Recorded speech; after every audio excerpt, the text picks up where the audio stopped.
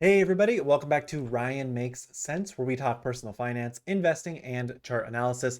Today we're looking at FDX, FedEx Group. I believe they do have earnings today. We're going to see if the stock deserves to be around 250 or should be higher or lower. We'll see what institutions and hedge funds are doing and more. Let's go ahead and jump on in. Let's go and look at the bigger picture.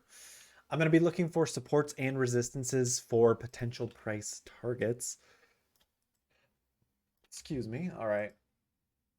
So we're just going to do some charting really quick. The stock has never broken above this line and closed on the monthly. And the stock has never fallen below this line and closed on the monthly as well. We can see there's a little dip under this line here. Now, the big question is we've seen it hit support, resistance, support, resistance, support, question mark. Is it coming back down to 194? Possibly. I do also want to just be cognizant of all of the efforts of this stock before where we can see clear support and resistance. I think here's a great 263.38 is going to be price target number 1 to the upside. Price target number 2 to the upside is obviously going to be 286. Now the price target to the downside, I'm just going to go ahead and scan and see where we have historic. Here's this. Actually, this is really good. So to the downside, 220. If earnings are very, very horrible, 190. So we've looked at this price. If the stock does well or does not do well, we've seen those price targets. Now let's go ahead and just check everything else out. And again, run the monthly chart. Strength actually looks like it's coming down, which I would say that goes with the bulls. Ooh, momentum definitely looks like it's about to be with the bulls. Money flow is going out. That's a bullish, bearish. I probably saying bulls. Bearish. You know, the strength is dwindling. That's positive for the bears, which mean they think the price is going to go lower. Momentum, you can see it went up, exciting times, down for dreary times. Drearily? I don't know. Anyway, this also is with the bears, signifying potential more downside. Money flow, money is exiting this stock. That's a bearish. Relative momentum is flat here. However, we do have this right here. So I think this is with the bears at the moment, which means maybe we see 218. You never really know with the stock market. All right. Shares outstanding. This is what we like to see for a big company. Shares are being naturally and organically accumulated because you can see them going down over time.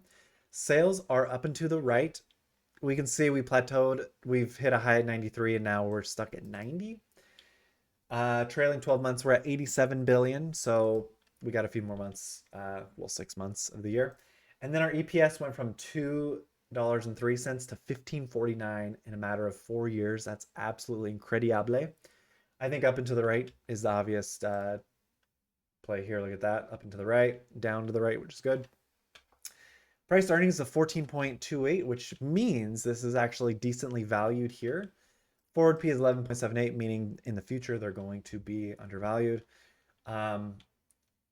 Man, and I would like it to get down here. I do have some exposure because I do have the S&P 500. If you're thinking about owning this one, you could do the stock individually, maybe wait it out, see if it comes down here, maybe even down here. If you want just a little bit of exposure, owning the S&P 500 is always a great move. On average, since inception, the stock has gone up. The S&P 500 has gone up 10% year over year, and it's the top 500 companies. You have somebody updating stocks within that index for you, so you don't have to pay for that. There is an expense ratio for the S&P 500.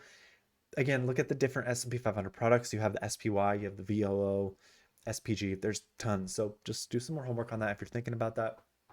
Went off on a tangent. Let's go ahead and load what institutions and hedge funds are doing, but let's run my calculation. All right, so they have 60, is everything in billions? No. So 60 billion, 960 million in market cap, which is huge.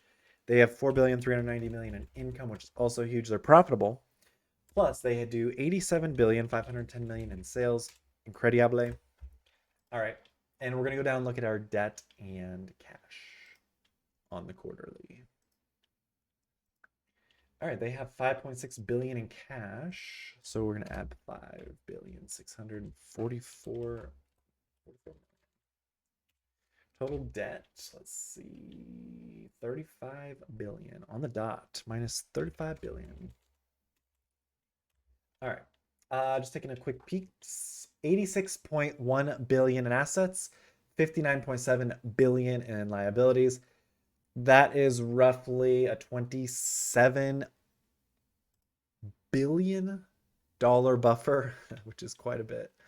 Um, Looking at insider buying and selling, again, no real huge red flags. Wow, Frederick Smith is getting paid. Wow, 31 million. He owns 14 million shares. Holy cow. Incredible. Okay, no red flags down here. We're gonna go back up to our calculation and we're gonna take this and divide it by 224,380,000. It's saying a $550 stock price. Current target price is 311, so mine is way high.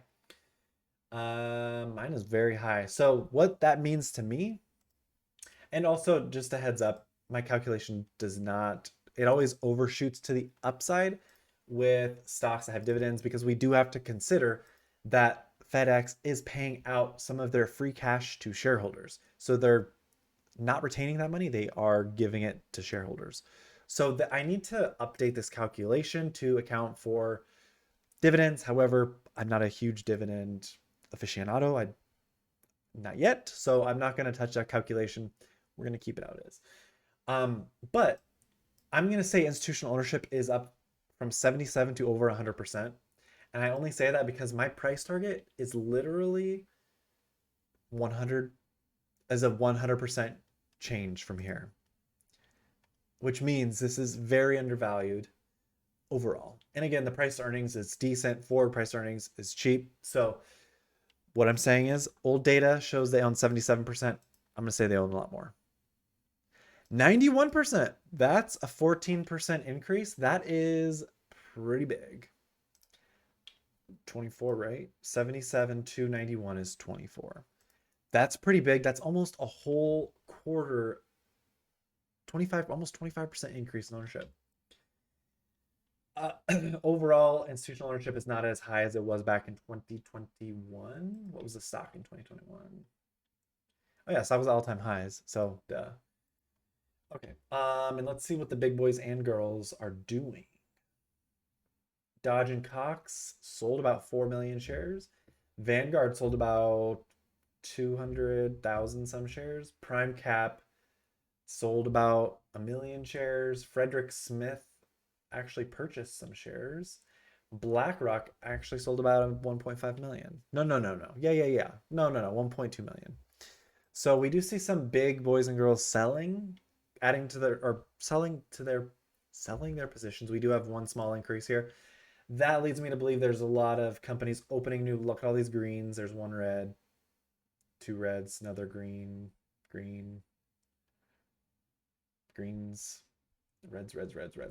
It leads me to believe there's a lot of companies adding to their positions down here, decreasing, starting new positions. And it's not just the big players. So, as someone who owns SP 500, I'm fine owning the SP 500 and having this as my exposure. I think this company has a lot of potential still.